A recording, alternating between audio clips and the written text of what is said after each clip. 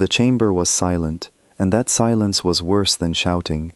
Elena Marsh stood at the center of the Galactic Council floor, surrounded by 1,000 eyes that were not human, and every one of them was waiting for her to break first. The vote had already happened. The outcome was already sealed into the record. Earth's outer colonies, 3 worlds that humanity had spent 40 years building from bare rock into living homes, had just been signed away to the Kryvex Dominion in a single motion, with barely a debate. She had one hand pressed flat against the podium to keep it from shaking. "You cannot do this," she said, and her voice carried through the chamber without needing amplification, because nothing else was making a sound. "Those are not empty coordinates on a map. There are 200,000 people living on those worlds. Families, children who have never even seen Earth." The Kryvex delegate, a broad-shouldered being with plated skin the color of wet stone, did not even turn to face her when he answered. "The Council has spoken, Ambassador Marsh. Humanity has held those worlds for 4 decades under a provisional charter. Provisional charters expire. This is not new law. This is old law, finally enforced. Enforced against us," Elena said, "never against anyone else." Laughter rippled through parts of the chamber, quiet and cruel, the kind of laughter that comes from beings who have never once feared losing a vote. Elena turned in a slow circle, searching for a single face that might object, a single delegate who might stand with her the way Earth had stood with so many smaller species over the years. She found nothing. Not even the worlds Earth had personally defended in past conflicts would meet her eyes. That was the moment she understood. Humanity was not a member of this council. Humanity was a resource the council had finished using. Henry Doyle, sitting 2 seats behind her in the human delegation box, leaned forward and whispered, "Elena, sit down. We can appeal this. There are channels." "There are no channels, Henry," she said, without turning around. "There is only a system built to spend us and never pay us back." She was not shouting. She would think about that detail for years afterward, how calm her own voice had sounded to her, how steady her hands finally became once she stopped fighting the decision that was rising in her chest. She looked up at the High Speaker, an ancient being whose true form no human had ever seen beneath the ceremonial robes, and she said the words that would be replayed across 1,000 worlds within the hour. "Earth withdraws. Effective immediately, humanity revokes its membership, its treaties, and its obligations to the Galactic Council. We will not defend borders we are not permitted to hold. We will not send soldiers to wars we are not permitted to vote on. We are done." The High Speaker's translator device produced a flat, toneless response. "Ambassador Marsh, withdrawal of this magnitude requires a formal review period of no less than 1 standard cycle. You cannot simply watch us," Elena said. She turned and walked out, and the human delegation, stunned into silence, rose and followed her, one by one, chairs scraping against the floor, in a chamber that had gone utterly still. Henry Doyle was the last to stand, and even as he did, he caught Elena's sleeve at the door. "Do you understand what you just did?" he said, low enough that only she could hear. "We just handed every predator in this galaxy an open door." "They already had the door open, Henry," she said. "I just stopped pretending we could stand in the frame forever." Outside the chamber, in the wide transit corridor that connected the council building to the docking spires, alien delegates from 12 worlds stood frozen, watching the human envoy walk past them in total silence. Some looked afraid. A few looked satisfied, as though a long-standing insult had finally been corrected. None of them said a word to her, and she said nothing to them either. By the time Elena reached her transport ship, the news had already gone out across every channel the Council operated. "Humanity withdraws from Galactic Council." The words scrolled across 100 different alphabets on 100 different screens, and on Earth, in cities that had never known a moment of galactic silence in 300 years, the reaction was immediate and overwhelming. Streets filled. Some people cheered, believing their species had finally stood up after decades of being treated as the newest, weakest, most disposable member of a corrupt system. Others grew frightened, understanding instinctively what Henry Doyle had understood in that chamber, that no species survives alone in a galaxy this large and this hungry. Aboard the Fleet Command Station orbiting Earth, Daniel Cross, commander of Earth's Home Defense Fleet, received the order that no officer in his position had ever expected to receive: recall every ship, abandon every joint patrol, seal every border checkpoint that Earth shared with allied species. Bring everyone home. He read the order twice before he transmitted it. Confirm this is real, he said to the communications officer beside him. Confirm this came from the ambassador herself, not from someone panicking in her office. It's confirmed, sir. It's real. Daniel exhaled slowly and looked out at the wide field of stars beyond the station window, at the ships he commanded scattered across a dozen systems that were not, technically, Earth's own. Some of those ships were stationed alongside allied fleets that had trusted humanity for decades. Some were positioned in contested border zones where their presence alone had kept smaller, weaker species safe from larger predators. Send the recall, he said finally. All ships.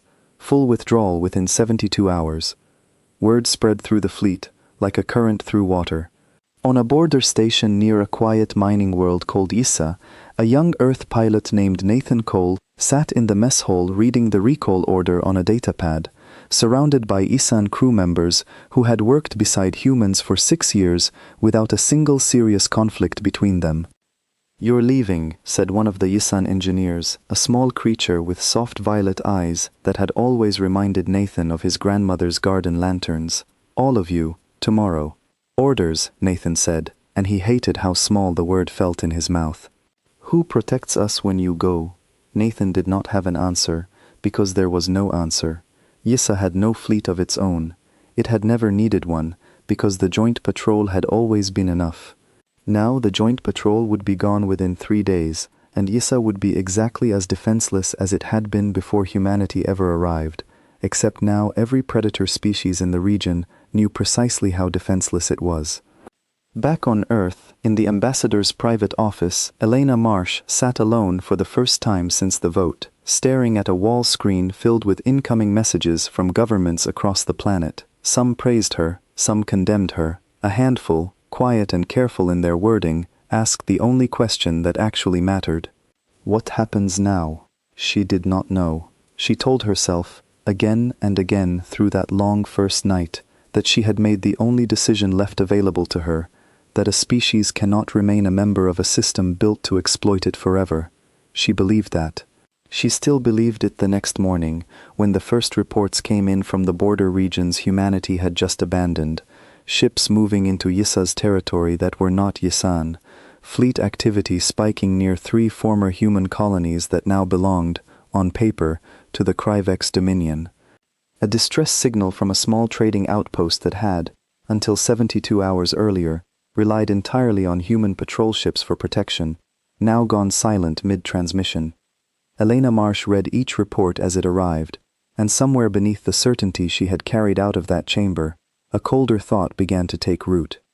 She had believed she was closing a door on a system that no longer served humanity. She had not fully understood, not yet, that the door she closed had been holding something back on the other side. Henry Doyle came to her office that evening without knocking, holding a datapad of his own, his face pale in a way she had never seen before. Elena, he said, you need to see this. She looked up. What is it? It's everyone else, he said. It's what happens to everyone else, now that we're gone. Outside her window, Earth's sky was calm and blue, untouched by anything happening light years away. But in that quiet office, with the weight of Henry's words settling into the room, Elena Marsh understood that the silence they had won for themselves was not peace. It was only the beginning of something much larger and much harder to undo than either of them yet understood. The reports did not stop, they multiplied. Within a week of humanity's withdrawal, the Galactic Council chamber, that had once held 1,000 delegates in careful, if tense order, became something closer to a marketplace of accusations. Elena Marsh was not there to see it, since Earth's seat sat empty now, but Henry Doyle had insider contacts who still fed him updates, and the picture those updates painted grew darker by the day. The Kryvex Dominion moved first, and moved fast. Freed from the trade restrictions that human diplomacy had helped negotiate years earlier, and no longer worried about human patrol ships appearing along contested borders, Kryvek's fleets began annexing small, resource-rich worlds along the edges of their territory. They called it consolidation. Everyone else called it what it was. On the mining world of Yussa, the quiet, gentle species that had worked beside Nathan Cole and his crewmates for 6 peaceful years, found themselves facing Kryvek's warships for the first time in a generation, with no fleet of their own and no ally willing to intervene on their behalf. The Council issued a strongly worded statement condemning the aggression. The statement changed nothing. Statements rarely do. Daniel Cross received the news about Issa while reviewing fleet withdrawal logs aboard the command station. He set the datapad down slowly and stared at it for a long moment before calling his second-in-command into the room. "Tell me this is wrong," he said. "Tell me somebody misread the coordinates." "It's not wrong, sir," the officer said. "Kryvek's ships entered Yisan space 4 hours ago. No resistance was possible. The engineer you mentioned before we left, the one Lieutenant Cole used to work with, she's listed among the civilians unaccounted for." Daniel did not say anything for a long time. He was a career officer, trained to compartmentalize loss, trained to see the wider strategic picture rather than the individual faces behind every casualty report. But something about this particular loss refused to compartmentalize. Issa had trusted his fleet. His fleet had left. And now Issa was paying a price that Daniel had not chosen, but had absolutely helped create. He requested a meeting with Elena Marsh that same day. She granted it within the hour. "You need to know what's happening out there," he told her, standing in her office with a datapad full of incident reports. "This isn't isolated. Yussa is the first, not the last.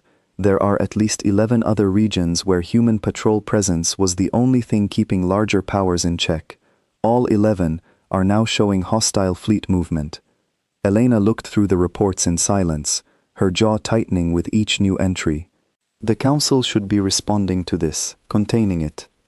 "The Council can't contain what it created," Daniel said. "For 300 years, humanity has been the buffer between the big powers and the small ones.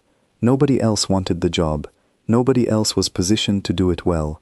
We pulled out, and there's nothing left standing in that gap.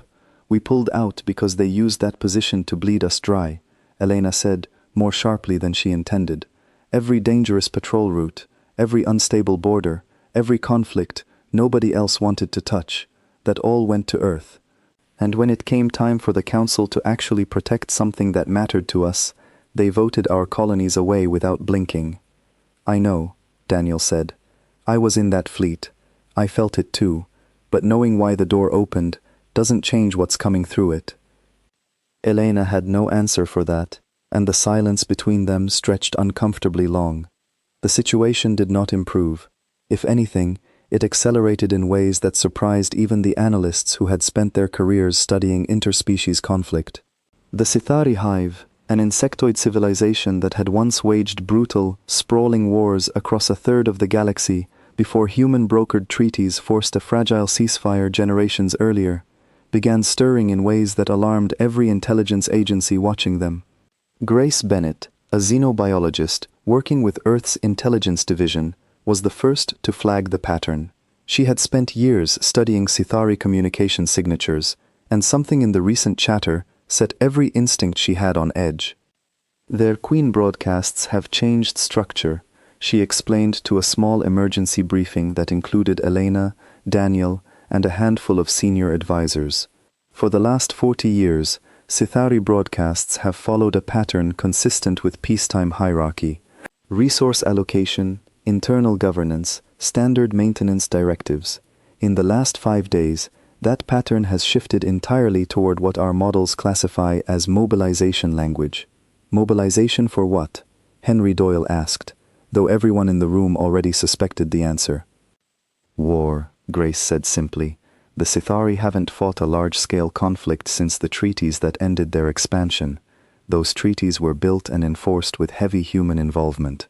Human ships patrolled their agreed borders. Human diplomats mediated every dispute that threatened to break the peace. That entire structure is gone now." So they're testing the boundaries, Daniel said. I don't think they're testing anything, Grace replied. I think they've already decided the boundaries no longer exist. Within days, her assessment proved correct. Sithari fleets crossed treaty lines that had held firm for 2 generations, moving toward border systems inhabited by smaller species who had relied on that treaty structure for their entire existence.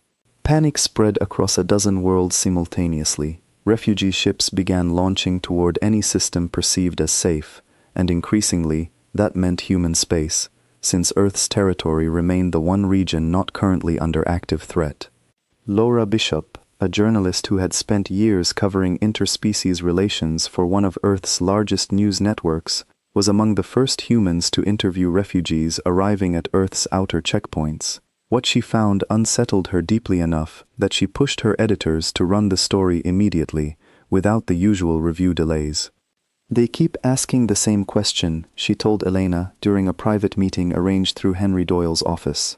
Every single refugee, from every species, they ask why Earth left, not angrily, just confused, like they genuinely cannot understand why the one power holding the peace together decided to walk away. We didn't create these wars, Elena said, though her voice had less conviction in it than it once had. The Council did, by treating us as expendable. Maybe, Laura said, but the Council isn't the one showing up in ships full of frightened families at our checkpoints. We are the ones they're looking at. Whether that's fair to us or not, it's the reality on the ground. Elena did not respond immediately. She had spent the weeks since the withdrawal defending her decision publicly, privately, constantly, to anyone who questioned it. But something about Laura's account, delivered without judgment, simply as observed fact, cut through the defensive posture she had built around herself more effectively than any political attack had managed. Meanwhile, inside the Galactic Council chamber, the political situation had become nearly unmanageable. Without humanity's presence to broker compromises between rival factions, old alliances frayed rapidly. Species that had cooperated for decades under carefully balanced treaties began accusing each other of exploiting the power vacuum. Council sessions, once tense but orderly, dissolved into open shouting matches. In one particularly alarming session, delegates from 2 rival trade coalitions came close enough to physical confrontation that Council security had to intervene directly on the chamber floor, an event that had not occurred in over a century. The High Speaker, addressing the chamber in the aftermath of that incident, made a statement that would be quoted widely across the galaxy in the days that followed. We have built our peace on a foundation we did not fully understand, the High Speaker said, translator flattening the ancient being's voice into something almost mechanical. We assumed the balance would hold regardless of who maintained it. We were wrong, and the cost of that error is now being paid by those least able to afford it. Daniel Cross watched a recording of that statement from his command station, arms crossed, expression unreadable. Beside him, his second-in-command asked the question that had been circulating quietly throughout the fleet for days. Do you think we made a mistake, sir? Pulling out? Daniel considered the question carefully before answering. I think we made a decision based on real grievances, he said finally. And I think decisions like that rarely turn out simple, no matter how justified they feel in the moment they're made. On Earth, the political mood shifted with each passing day. The same streets that had celebrated Elena Marsh's declaration of independence weeks earlier now filled with a different kind of gathering, vigils for the refugees streaming toward Earth's borders, protests demanding humanity reconsider its isolation, counter-protests insisting that Earth had finally freed itself from a system that never respected it and should not be dragged back in out of guilt. Elena found herself caught in the middle of both arguments, unable to fully embrace either. She had not been wrong about the Council's treatment of humanity. She was increasingly certain, though, that she had badly underestimated what humanity's absence would unleash upon everyone else. It was during this period of mounting pressure that Grace Bennett brought her something that shifted the entire situation once again, something far stranger than fleet movements or refugee counts. Grace arrived at Elena's office late one evening, her expression tight with a mixture of excitement and unease that Elena had rarely seen from the normally composed scientist. I need you to look at something, Grace said, setting a datapad on the desk. "It's not going to make sense right away, but I think it explains more than any of us have realized." Elena took the pad and began reading, her expression shifting from confusion to disbelief as the pieces Grace had assembled came into focus. What she saw described a pattern of influence stretching back years before humanity had ever joined the Council, a pattern too deliberate, too coordinated, to be the product of simple coincidence or ordinary interspecies rivalry. "This can't be right," Elena murmured. "I checked it 3 times, Grace said. "I wish I hadn't found it, but I did, and now we have to decide what to do with it." Outside, Earth's evening sky had deepened into a soft violet dusk, calm and undisturbed, utterly unaware of the storm gathering just beyond its borders. Elena set the datapad down and looked up at Grace, understanding with a growing sense of dread that the crisis unfolding across the galaxy was not simply the accidental result of humanity's withdrawal. Someone had been waiting for exactly this opportunity, and now, whoever that someone was, they had gotten precisely what they wanted. The pattern Grace Bennett had uncovered did not look like much at first glance. A series of trade records, a handful of encrypted communications intercepted years earlier and filed away as low priority, a cluster of council votes stretching back nearly 2 decades that, taken individually, seemed unremarkable. Taken together, they told a very different story. Every major vote that weakened humanity's standing on the Council happened at moments when 3 specific delegations abstained instead of supporting us, Grace explained, projecting a timeline across the wall of Elena's office. On the surface, that looks like ordinary politics. But watch what happens right after each of those votes. Elena studied the timeline as Grace highlighted new entries. Each abstention was followed, within weeks, by a quiet transfer of resources, trade rights, or strategic territory toward the same handful of recipient factions. Over and over, the pattern repeated, small enough each time to avoid drawing attention, consistent enough across 20 years to be unmistakable once someone finally looked for it. "Someone has been engineering our decline for a very long time," Elena said quietly. "Not just our decline," Grace said.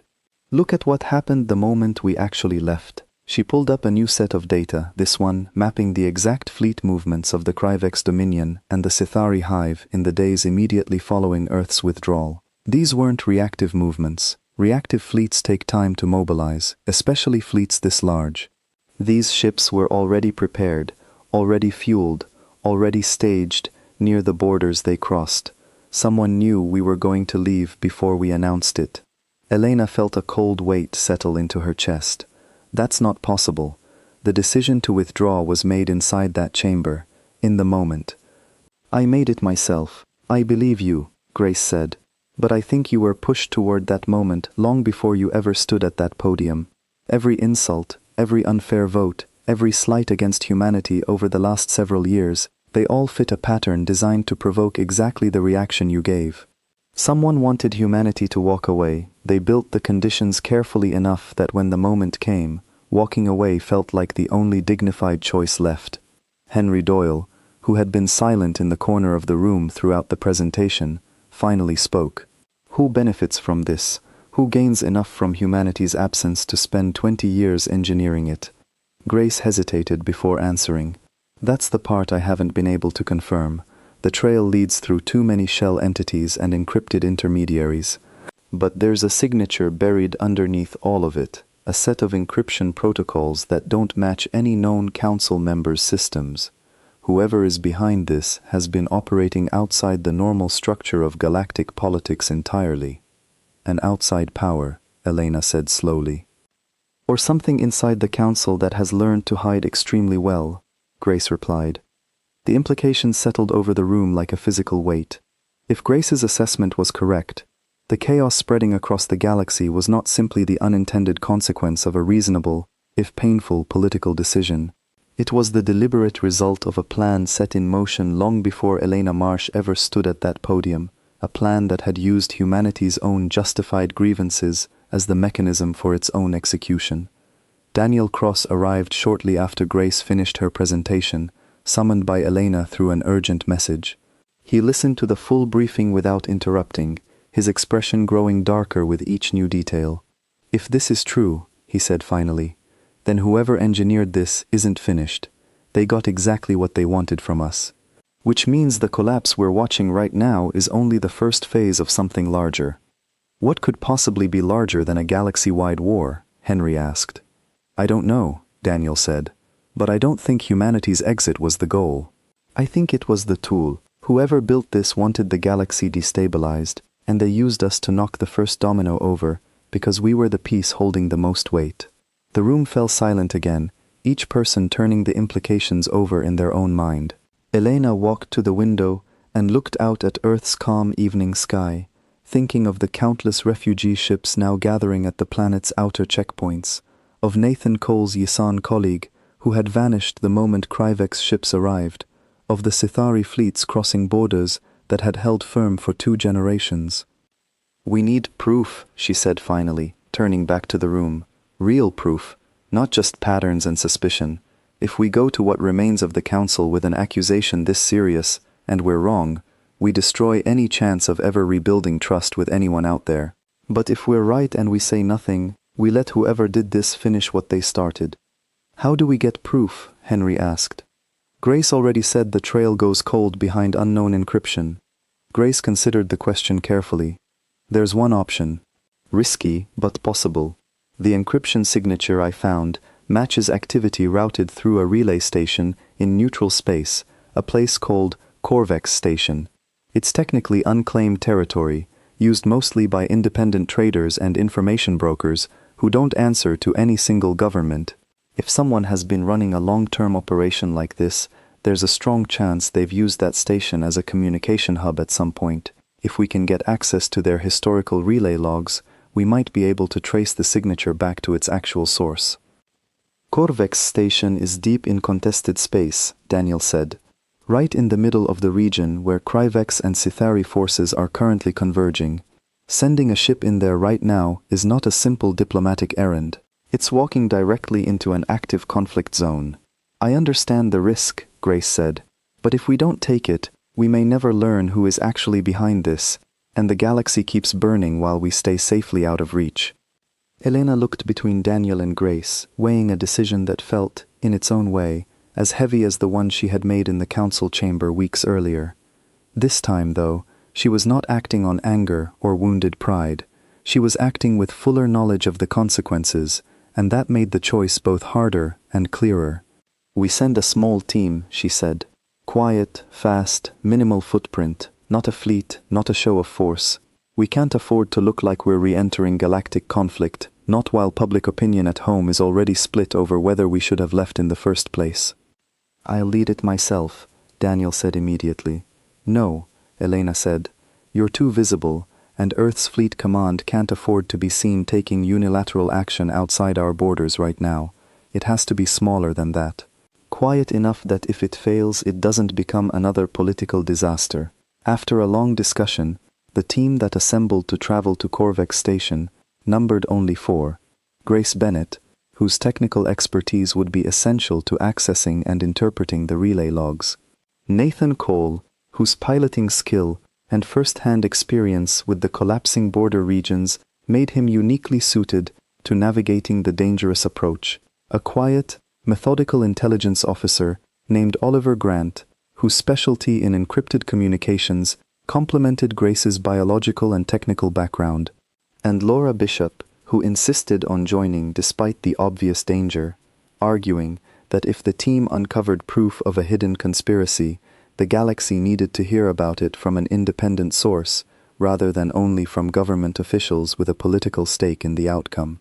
"You don't have to come," Elena told her privately, the night before departure. "This isn't a story assignment. It's dangerous in ways your usual work never has been." "That's exactly why I have to come," Laura said. "If we find something real out there, people need to trust that it's true. A report from a journalist who witnessed it firsthand carries weight that a government statement never will, especially now, with trust as thin as it is." Elena could not argue with that logic, even though it did nothing to ease the fear sitting in her chest as she watched the small transport ship depart Earth's orbit 2 days later. disappearing into the dark toward a region of space that had become, in the span of a few short weeks, one of the most dangerous places in the entire galaxy. The journey to Korvek's station took 6 days, most of which passed without incident, aside from the tense, watchful silence that settled over the small crew as they crossed increasingly unstable territory. Nathan guided the ship carefully around the outer edges of active conflict zones, monitoring long-range sensors constantly for any sign of hostile fleet activity. On the 4th day, they picked up a distress signal from a civilian transport under pursuit by an unidentified fleet near a border system the crew did not recognize. Nathan's hands hovered over the controls, torn between the mission's strict instructions to avoid drawing attention and the instinct that had defined his entire career as a pilot. "We can't help them," Oliver Grant said quietly, watching the same sensor readout. "Not without exposing our position and risking the entire mission." Nathan said nothing for a long moment, his jaw tight, before finally adjusting course to stay well clear of the conflict. The distress signal faded behind them within the hour, and no one on the ship spoke about it again, though the weight of that silence lingered in the cabin for the rest of the journey. They reached Korvek's station on the 6th day, a sprawling, aging structure built from the fused hulls of decommissioned ships from a dozen different species, held together by generations of makeshift repairs and unofficial trade agreements. It was, by design, a place that answered to no government, which made it valuable as a neutral meeting ground, and dangerous as a place where almost anyone might be watching. Grace worked quickly once they gained access to the station's independent relay archive, her fingers moving across her data terminal with practiced focus, while Oliver monitored the surrounding network for any sign that their presence had been detected. Nathan remained near the ship, ready to launch at a moment's notice, and Laura quietly recorded everything she observed, careful not to draw attention to herself among the station's wary, unfamiliar crowd. It took nearly 4 hours of careful searching before Grace found what she was looking for, a fragment of encrypted traffic buried deep within the archive, matching the exact signature she had identified back on Earth. She isolated the fragment, ran it through every decryption method available to her, and finally, after a tense, silent stretch of minutes, watched the encryption peel away to reveal a single identifying marker. She stared at the screen for a long moment before calling the others over. "I found it," she said quietly. "I know where the signal originates." Oliver leaned over her shoulder to read the display, and his expression shifted from tense focus to something closer to disbelief. "That's not a council member species," he said. "That's not any government registry I recognize at all." "No," Grace said, "it isn't. It's a private registry, independent, old, based on the encryption architecture, older than the council itself." She turned to face the others, her voice steady, despite the significance of what she was about to say.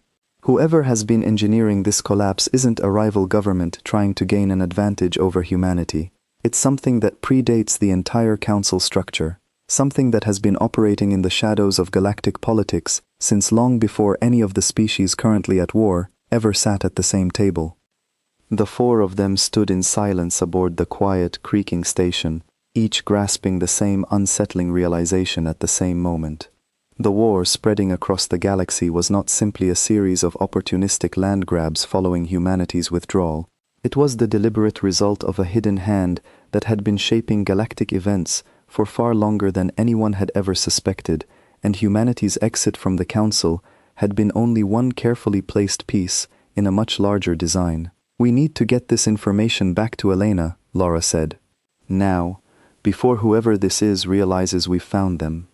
As if in answer to her words, the station's alert systems suddenly blared to life around them, a piercing warning that sent traders and travelers scattering toward the docking bays. Nathan's communicator crackled with an urgent message from the ship.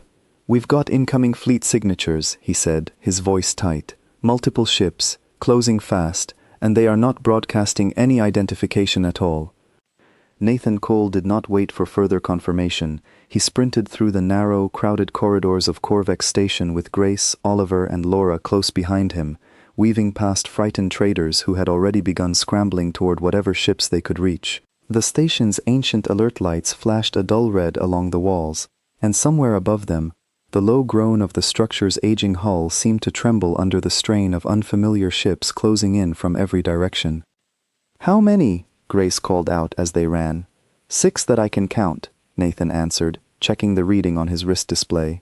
"Unmarked, no transponder signals. Whoever they are, they don't want to be identified."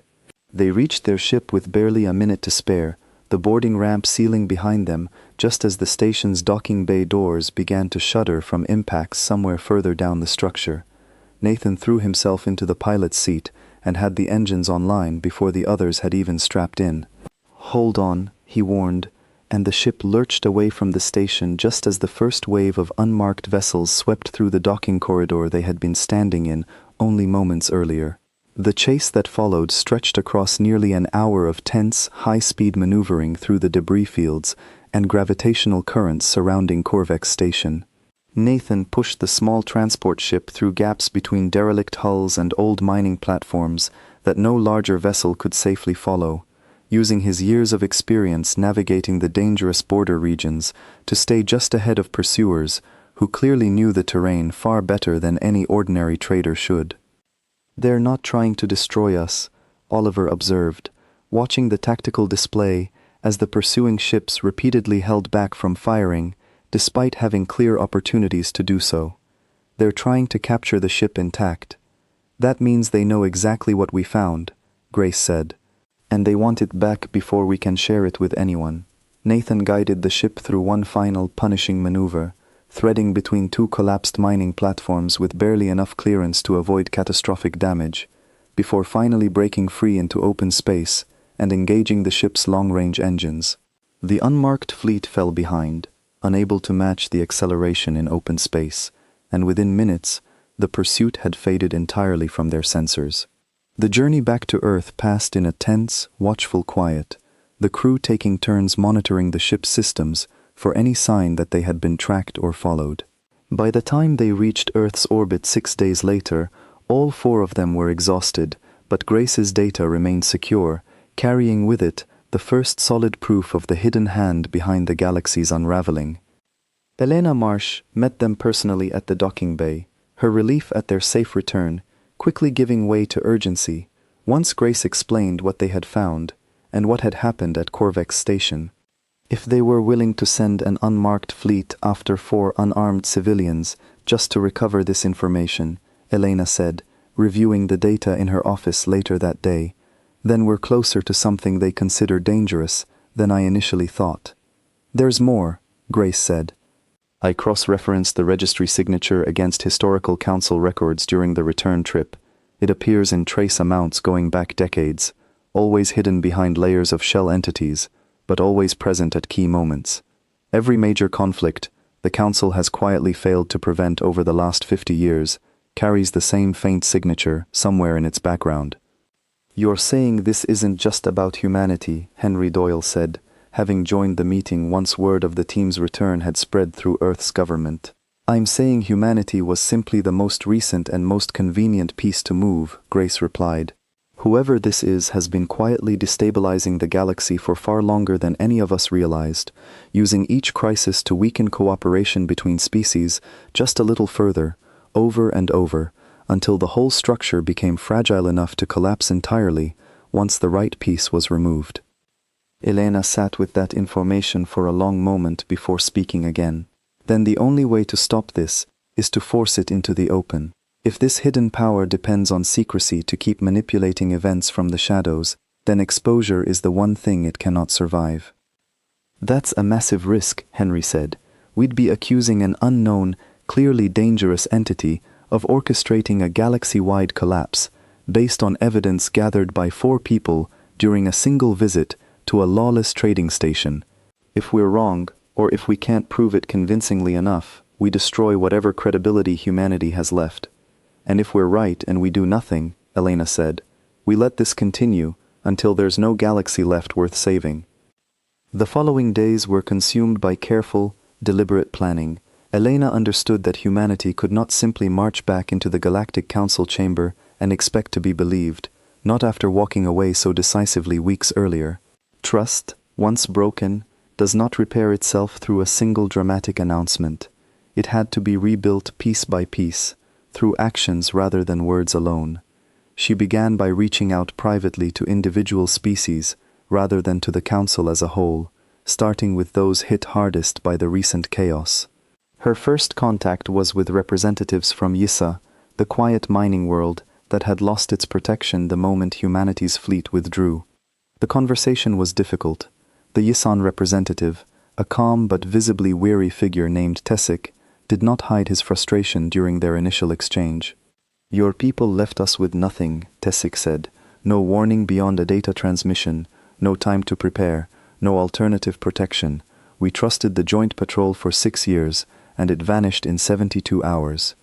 "I understand your anger," Elena said. "I'm not calling to ask you to forgive that decision. I'm calling because we've uncovered evidence that the chaos following our withdrawal wasn't simply a consequence of humanity leaving. It was engineered, deliberately, by an outside power that has been manipulating galactic politics for decades. I believe Yussa was targeted specifically because it was vulnerable, and I believe there is a way to expose the party responsible, but I cannot do it without allies who have also suffered from this manipulation." Tessik was quiet for a long moment. "Prove it," he said finally. "Show me what you found, and if it holds together, Yissa will consider standing with you. But understand this, Ambassador Marsh. Trust between us starts from nothing now. You will have to earn every step of it back." "I understand," Elena said. "I don't expect anything less." Over the following 2 weeks, Elena repeated variations of that same difficult conversation with representatives from a dozen other affected species, sharing Grace's evidence carefully and deliberately, allowing each delegation to verify the findings independently, rather than simply asking for blind trust. Some rejected the approach outright, still too angry over humanity's abrupt withdrawal to consider cooperation. Others, like Tessik, cautiously agreed to examine the evidence and consider what action, if any, made sense.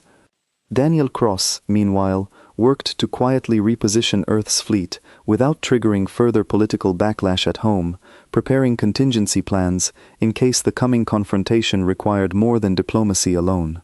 He coordinated closely with Nathan Cole, whose first-hand experience with the collapsing border regions proved invaluable in identifying which areas might require support if the situation escalated further. The most difficult conversation of all came when Elena reached out to the Sithari hive itself, the insectoid civilization, whose sudden mobilization had done so much to accelerate the galaxy's descent into open conflict. Communicating with the Sithari required an entirely different approach, since their hierarchical structure did not respond well to the kind of individual diplomacy Elena had used with smaller species. She requested, and eventually received, an audience with a senior Sithari administrator, known only by a designation that translated roughly to Voice of the Third Chamber. The exchange, conducted through a heavily formalized translation protocol, was unlike any negotiation Elena had previously conducted. "Your species broke the balance that held our expansion in check for 2 generations, the Voice of the Third Chamber said. "Do not expect gratitude for arriving now with warnings about hidden manipulation." "I'm not asking for gratitude," Elena replied. "I'm telling you that the timing of your mobilization was not a coincidence. Someone anticipated it, prepared for it, possibly even encouraged it, long before humanity's withdrawal created the opportunity. If that's true, then the Sithari hive was manipulated just as thoroughly as we were, used as a tool in someone else's design, rather than acting purely on your own judgment." There was a long pause before the response came. "You have proof of this claim?" "I have proof that a hidden signature appears throughout decades of destabilizing events across the galaxy, always at the moment cooperation between species was weakest," Elena said. "I have proof that this signature was active in the days immediately before humanity's withdrawal, preparing conditions that made our decision to leave feel inevitable. I do not yet have proof that connects directly to your mobilization, but the pattern is consistent enough that I believe it deserves your attention." Another pause, longer this time. "The Sithari hive does not act on incomplete evidence," the Voice of the Third Chamber said finally. "But the hive also does not ignore patterns that suggest external manipulation of its own decisions." Share what you have. We will evaluate it independently. No promises follow from this conversation beyond that evaluation. It was not the alliance Elena had hoped for, but it was far more than she had expected to achieve, with a civilization that had every reason to distrust humanity completely. Slowly, methodically, piece by piece, a fragile coalition began to take shape, built not on old loyalties or comfortable trust, but on a shared recognition that something far more dangerous than ordinary interspecies rivalry had been shaping events from the shadows. Grace continued analyzing the data recovered from Korvek's station throughout this period, searching for any further clue that might reveal the identity behind the hidden signature. It was during one of these late-night analysis sessions that she finally found the piece that changed everything. "Elena," she said, calling late one evening, with an urgency in her voice that Elena had rarely heard from the normally composed scientist. "I found something. I know where they're operating from." "Where?" Elena asked, sitting up immediately. "A structure listed in old council survey records as decommissioned nearly 60 years ago," Grace said. "Officially, it doesn't exist anymore, but the encrypted signature I traced leads directly to its last known coordinates, and there's recent energy activity in that region that shouldn't be there if the structure is truly abandoned." "Send me the coordinates," Elena said, "and get Daniel on the line. If this is real, we need a plan, and we need it fast." The coordinates led to a region of space that most star charts had quietly stopped acknowledging decades earlier, a drifting field of debris and dead satellites surrounding what official records called a decommissioned research outpost. To anyone glancing at the survey data, it looked like nothing more than the forgotten remains of an old project, abandoned long before any current conflict began. Grace's analysis told a very different story. Beneath the surface readings, carefully masked to avoid detection by any casual scan, the outpost was very much alive. Elena called an emergency meeting within hours of receiving the coordinates, bringing together Daniel Cross, Grace Bennett, Henry Doyle, Oliver Grant, Nathan Cole, and Laura Bishop in a single secured room for the first time since the crisis began. She also extended, for the first time, an invitation to representatives from the fragile coalition she had spent weeks building. Tessic from USA accepted immediately. The Sithari hive sent a formal observer rather than a full representative, a cautious but meaningful step given their history with humanity. "If this outpost is truly the source of the manipulation behind everything we've experienced," Elena said, addressing the assembled group, "then reaching it and exposing it publicly may be the only way to stop the collapse before it becomes irreversible. But I want to be clear about the risk. Whoever is operating from that location sent an unmarked fleet after 4 unarmed people at Korvek's station. We should assume they are prepared to defend this location far more aggressively." "Then we don't go in with a small team this time," Daniel said. "We go in with enough strength to ensure that whatever we find gets out safely, and enough restraint to avoid making this look like an act of aggression rather than an act of exposure." "A joint operation," Tessic said quietly, the first time he had spoken since arriving. "Yissa has no fleet capable of contributing meaningfully to any military action, but we can offer verification. If your evidence proves accurate, an independent witness from an affected species carries weight that Earth alone cannot provide right now." The Sithari observer, communicating through a translation device that rendered its voice in the same flat, formal tone Elena had grown used to, added its own contribution. "The hive will not commit combat forces to an operation led by a species whose trustworthiness remains unproven. However, the hive will monitor the outcome closely, and should the evidence prove genuine, the hive is prepared to reconsider its current mobilization." It was not the overwhelming coalition Elena had once imagined might rally behind humanity in a moment of crisis. It was something smaller, more fragile, built on cautious verification rather than blind loyalty. But it was real, and in the current state of the galaxy, real cooperation between wary parties was worth more than any grand alliance built on assumptions. The plan that emerged over the following days combined Daniel's tactical expertise with Grace's technical knowledge and Oliver's skill in encrypted infiltration. A small strike force, built around 3 of Earth's most capable ships, and accompanied by Tessic as an independent Yisan witness, would approach the outpost under careful stealth protocols, while Grace and Oliver worked to breach its systems and extract definitive proof of its operations before any confrontation became necessary. Nathan would pilot the lead ship, drawing on the same skill that had gotten the previous team safely out of Korvek's station. Laura would document the entire operation from a secure position aboard the support vessel, ensuring that whatever happened would be recorded by an independent source rather than filtered solely through official government channels. Elena insisted on being present herself, despite Daniel's strong objections regarding her safety. "If we succeed," she told him during a private conversation the night before departure, "the galaxy needs to see that humanity's ambassador was willing to stand at the center of this, not hiding safely behind a desk while others took the risk. And if we fail, I would rather answer for that failure directly than let anyone else carry the weight of a decision I set in motion the day I walked out of that council chamber."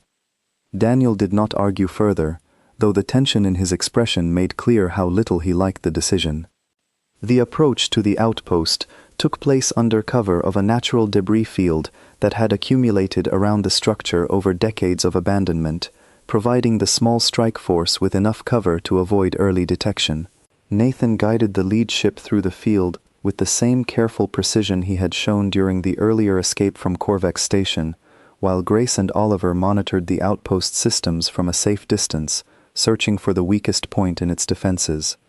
"There," Oliver said finally, identifying a secondary communications array that appeared far less heavily shielded than the outpost's primary systems. "If we can get a physical connection to that array, I can route directly into their internal network without triggering the more sophisticated security protecting the main systems." The infiltration itself required a level of precision that left little room for error. A small team, led by Daniel personally and accompanied by Oliver, made their way across open space in compact transport pods, timing their approach to avoid the outpost's patrol patterns, which Grace had mapped carefully over hours of observation. The tension aboard the support ship, where Elena, Laura, and Tessic waited, stretched unbearably as the minutes passed without any communication from the infiltration team. Finally, Oliver's voice crackled through the comm channel, tight with focus but steady. "We're in. Establishing connection to the secondary array now." What followed was a tense, silent stretch of nearly 20 minutes, as Grace worked to extract data from the outpost's internal systems, while Daniel and Oliver maintained their position, watching for any sign that their presence had been detected. Elena stood beside Laura in the support ship's command area, watching the data slowly populate on the screen in front of them, each new file confirming what Grace's earlier analysis had only suggested. The outpost's internal records revealed an operation far larger and more calculated than anyone had anticipated. Decades of carefully documented manipulation, structured not around any single species' ambition, but around a philosophy that treated the entire council system as an experiment to be tested and, eventually, broken. Files detailed years of engineered trade disputes, quietly manufactured border conflicts, and a long, patient campaign designed specifically to isolate humanity from its allies and push the species toward exactly the withdrawal that had ultimately occurred. "They wanted this," Grace said quietly, reading through the files as they downloaded. "Not humanity's destruction, our exit. They needed us gone specifically because our presence had accidentally become the one stabilizing force holding too many fragile alliances together. Removing us was never personal, it was structural. We were simply the piece whose removal caused the most damage." "Why?" Laura asked. "What does any of this accomplish?" Before Grace could answer, the outpost's defense systems activated, the earlier careful stealth broken by an automated security protocol that had finally detected the intrusion. Alarms flared through Daniel and Oliver's comm channel, and within moments, defensive drones began deploying from previously hidden launch bays across the outpost's surface. "We need to move, now," Daniel said, his voice tight with controlled urgency. "Grace, do you have what you need?" "Almost," Grace said, fingers moving rapidly across her controls. "Just a few more seconds." The drones closed in quickly, and Nathan maneuvered the lead ship into position to provide what limited cover he could, careful to avoid any action that might be interpreted as an unprovoked attack, rather than defensive necessity. Tessik, watching the unfolding confrontation from the support ship, spoke quietly to Elena. "This is the proof I came to witness," he said. "Whatever happens next, Yissa will know the truth of what we saw here today." "Got it," Grace finally announced, her voice flooding with relief. "Full extraction complete. Daniel, get everyone out now." The retreat that followed tested every ounce of skill the team possessed, weaving back through the debris field while the outpost's automated defenses pursued as far as their limited range allowed, before finally falling back, unwilling or unable to leave the structure fully undefended. By the time the strike force cleared the debris field and engaged their long-range engines, the immediate danger had passed, though the significance of what they had recovered remained fully intact. The journey back to Earth carried an entirely different atmosphere than the earlier mission to Korvek's station. Where that trip had been shadowed by uncertainty and fear, this return carried the heavy, complicated weight of confirmed truth. Grace spent much of the trip organizing the recovered data into a clear, verifiable presentation, understanding that the strength of their case would depend entirely on how convincingly it could be shared with a galaxy that had every reason to remain skeptical. Elena used the journey to draft the statement she knew she would need to deliver, not just to Earth, but to whatever remained of the Galactic Council, and to every species affected by the chaos of recent weeks. She rewrote it more times than she could count, searching for words that could carry both the weight of what they had discovered and the humility required to rebuild trust that her own decision had helped shatter. When the strike force finally arrived back in Earth's orbit, word had already spread through the fragile coalition Elena had built. Representatives from a dozen affected species, including a formal delegation from the Sithari hive, requested an emergency joint session, an unprecedented gathering that would take place not in the traditional council chamber, but in neutral space, aboard a specially arranged platform where no single species held home advantage. The session that followed was unlike anything the galaxy had witnessed in generations. Grace presented the recovered evidence methodically, allowing independent technical experts from multiple species to verify each finding in real time, rather than asking anyone to accept the conclusions on faith alone. Tessik spoke as an independent witness to the outpost's automated defense response, confirming that the confrontation had unfolded exactly as described.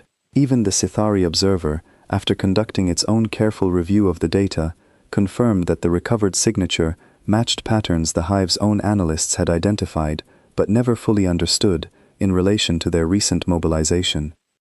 The identity of the hidden power behind the operation, once fully unpacked from the outpost's records, proved to be a fractured remnant of an ancient administrative order that had existed even before the Galactic Council's founding, a group that had come to believe the Council's structure of balanced cooperation between species was fundamentally unstable and needed to be broken down entirely before something new and, in their view, more efficient, could be built in its place. They had spent decades quietly working toward that goal, patient enough to let humanity's own justified frustrations become the very mechanism of their design. "They did not force our hand," Elena said, addressing the joint session near the conclusion of the evidence presentation. "They did not need to. They simply arranged conditions so that our own reasonable anger would do the work for them. I still believe the grievances that led to our withdrawal were real. I do not believe, any longer, that walking away was the right response to them. I was manipulated into believing isolation was strength. It was not. It was exactly the vulnerability our manipulators needed." The joint session that followed her statement stretched across nearly 2 full days of difficult, often painful negotiation. Trust could not be restored with a single speech or a single piece of recovered evidence, no matter how compelling. Species that had suffered real losses during the weeks of chaos demanded accountability, not just apology. The Kryvex Dominion, whose aggressive annexation of border worlds had been one of the earliest and most visible consequences of humanity's withdrawal, faced intense pressure from the broader coalition to reverse its territorial gains, pressure it resisted fiercely until faced with the unified opposition of nearly every other species present. Slowly, painstakingly, a new framework began to take shape, one built not on the old council's rigid hierarchy, but on a more distributed structure that no single hidden power could easily manipulate through carefully placed abstentions and quiet resource transfers. Humanity did not return to its old seat on the original council, because that council, weakened beyond repair by the crisis it had helped create, formally dissolved within weeks of the joint session's conclusion. In its place rose something new, still fragile, still untested, but built with a clearer understanding of how easily trust between species could be exploited by those willing to wait decades for the right opportunity. Daniel Cross returned to active fleet command under an entirely new mandate, one focused not on unilateral patrol of contested borders, but on genuine joint defense coordination with allied species who had, slowly and cautiously, begun rebuilding the cooperative structures that had frayed so badly during the crisis. Nathan Cole requested and received assignment back to the Yisan border region, determined to help rebuild the trust his earlier departure had inadvertently damaged. Grace Bennett continued her investigation into the remnants of the Hidden Order, working with an unprecedented coalition of scientists from multiple species to ensure that no similar manipulation could take root again unnoticed. Laura Bishop's independent documentation of the entire crisis became one of the most widely referenced accounts of the period, cited by historians and policymakers alike as an example of how quickly manufactured grievance could unravel even the most established systems of cooperation.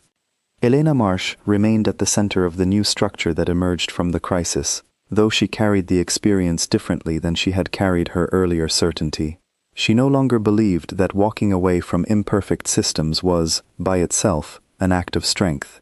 She had learned, through cost measured in worlds like Yissa, and in the fragile, hard-won trust of species like the Sithari hive, that true strength lay in the patient, difficult work of building structures resilient enough to withstand manipulation, rather than structures simple enough to be broken by a single well-placed grievance. Standing before the newly formed coalition during its first formal session months later, Elena Marsh looked out at delegates from dozens of species, some still wary, some cautiously hopeful, all of them present because they had chosen, once again, to try cooperation over isolation. We were shown, in the harshest possible way, what happens when a galaxy forgets how fragile its own peace truly is, she said.